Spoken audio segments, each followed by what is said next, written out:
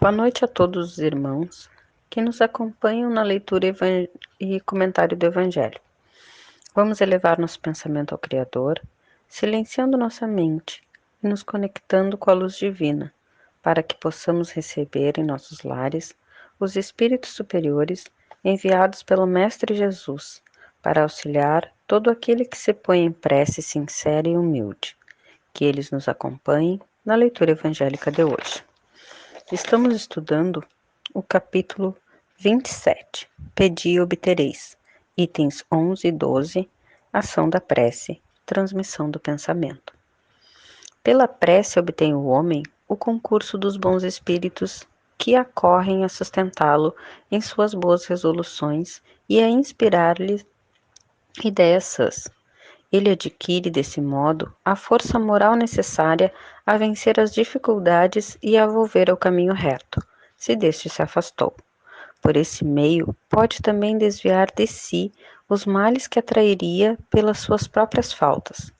Um homem, por exemplo, vê arruinada sua saúde em consequência de excessos a que se entregou, e arrasta até o termo dos seus dias uma vida de sofrimento. Terá ele o direito de queixar-se, se não obtiver a cura que deseja? Não, pois que houvera podido encontrar na prece a força de resistir às tentações. Se em duas partes se dividirem os males da vida, uma constituída das que o homem não pode evitar, e a outra das tribulações que ele se constitui a causa primária, pela sua incúria ou por seus excessos, capítulo 5, ver-se-á que a segunda em quantidade excede de muito a primeira. Faz-se, portanto, evidente que o homem é o autor da maior parte das suas aflições, as quais se pouparia se sempre obrasse com sabedoria e prudência. Não menos certo é que todas essas misérias resultam das nossas infrações às leis de Deus, e que se as observássemos pontualmente, seríamos inteiramente ditosos, se não ultrapassássemos o limite do necessário, na satisfação das nossas necessidades, não apanharíamos as enfermidades que resultam dos excessos, nem experimentaríamos as vicissitudes que as doenças acarretam. Se puséssemos freio à nossa ambição, não teríamos de temer a ruína. Se não quiséssemos subir mais alto do que podemos, não teríamos de recear a queda. Se fôssemos humildes, não sofreríamos as decepções do orgulho abatido. Se praticássemos a lei de caridade, não seríamos maldizentes, nem invejosos, nem ciosos, e evitaríamos as disputas e dissensões. Se mal a ninguém fizéssemos, não houvéramos de temer as vinganças, etc.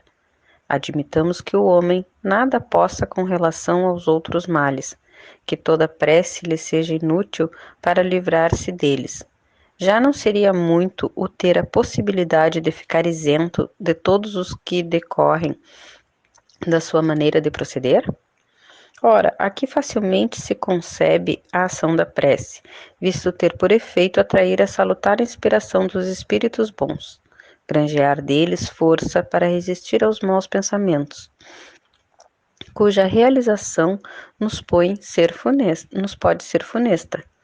Nesse caso, o que eles fazem não é afastar de nós o mal, porém sim desviar-nos a nós do mau pensamento que nos pode causar dano. Eles em nada obstam ao cumprimento dos decretos de Deus, nem suspendem o curso das leis da natureza, apenas evitam que as infrinjamos, dirigindo ao nosso livre-arbítrio.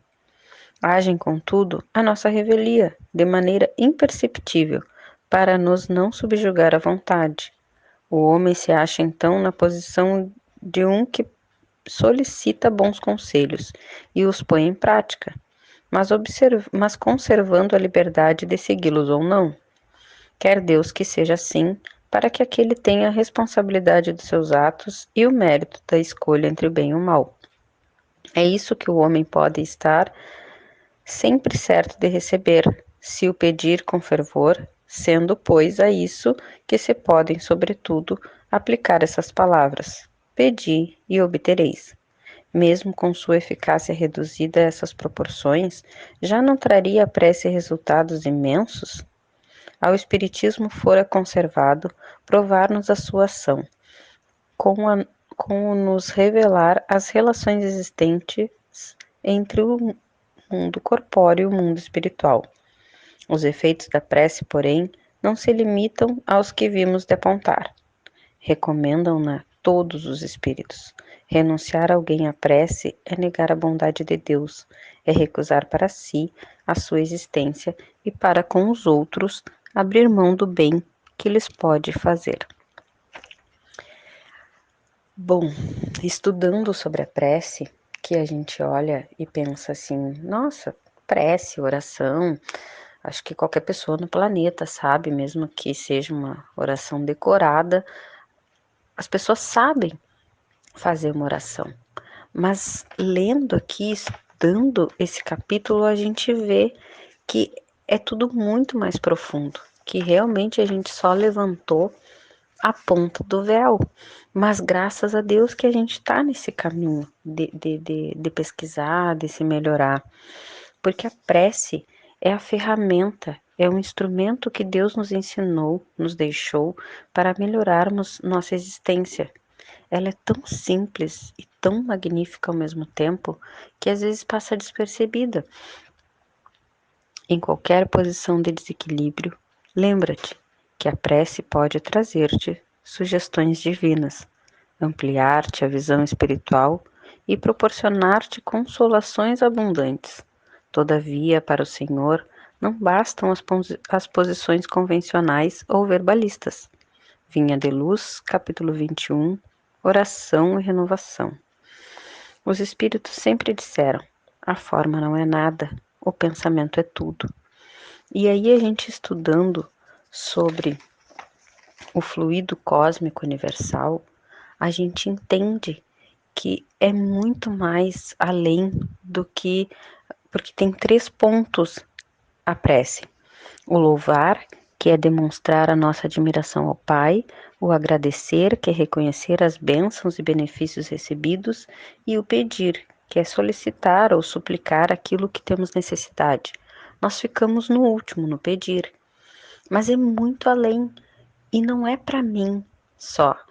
Quando eu entro em oração, eu me conecto com a luz maior.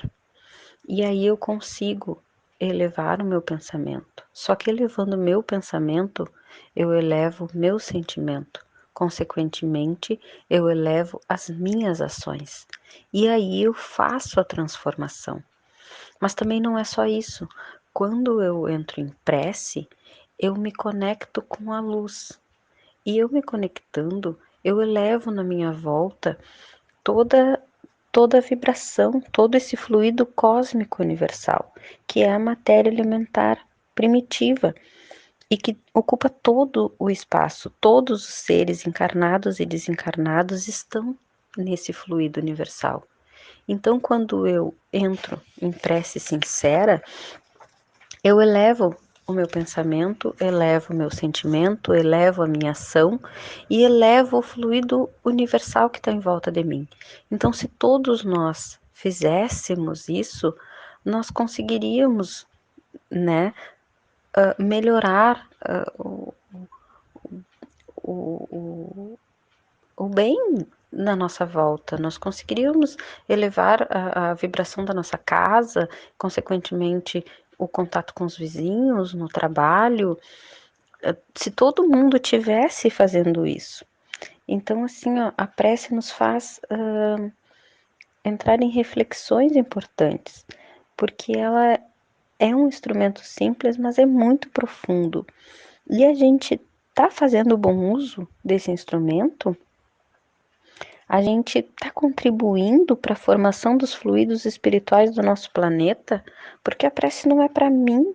A gente entra só naquela parte egoísta da prece. A prece é para todos, é para todo mundo, acaba se beneficiando. Então ela é muito além do que aquilo que eu imagino. Então agora que a gente sabe, né, o poder da prece, a gente tem um compromisso maior de divulgar, de fazer, de ter o compromisso de rezar, de nos conectar e melhorar, não para mim, mas para o todo, como é explicado, né? Tem uma parte de um livro do Emmanuel, que foi numa existência Padre Damiano, que ele fala sobre o hábito da prece. É o livro Renúncia. Na vigília, pela manhã, estabeleço propósitos redentores, e no exame da noite julgo-me a mim mesmo, para verificar onde se cristalizaram minhas maiores fraquezas, a fim de emendá-las no dia imediato. O mundo, a meus olhos, é uma vasta oficina, onde poderemos consertar muita coisa, mas reconhecendo que os primeiros reparos são intrínsecos e a nós mesmos. A oração renovar-te-á para a obra do Senhor, dia a dia, sem que tu mesmo possas perceber. Então, irmãos, vamos mudar o nosso olhar em relação à prece, mesmo que seja bem curtinho o, o, o período, assim, mas tentar se dar conta da responsabilidade que temos. Porque quando, eu sempre digo isso para minhas crianças, quando a gente precisa rezar para acender uma luz no peito e aí se conectar com os amigos espirituais, porque eles reconhecem luz e eles chegam perto. Então, é muito além do que só entrar em oração e fazer pedidos. Então, sabendo um pouco mais sobre o poder da prece, vamos fechar nossos olhos, silenciar, nos conectar com o alto e bendizer a criação divina, reconhecer a importância dela em nossas vidas, regulando nosso ponto de vista para agradecer as dádivas infinitas que possuímos. Pedimos, Senhor, nesta noite, pelo nosso planeta, nosso país e seus governantes. Pedimos pelos enfermos, onde se encontrarem. Pedimos pelas crianças. Pedimos pela nossa casa espírita, que tanta orientação recebemos desse lugar abençoado. Pedimos pela fluidificação das águas dos nossos lares e pedimos bênção para a noite de hoje e amanhã nos encontraremos renovados na oração. Que assim seja.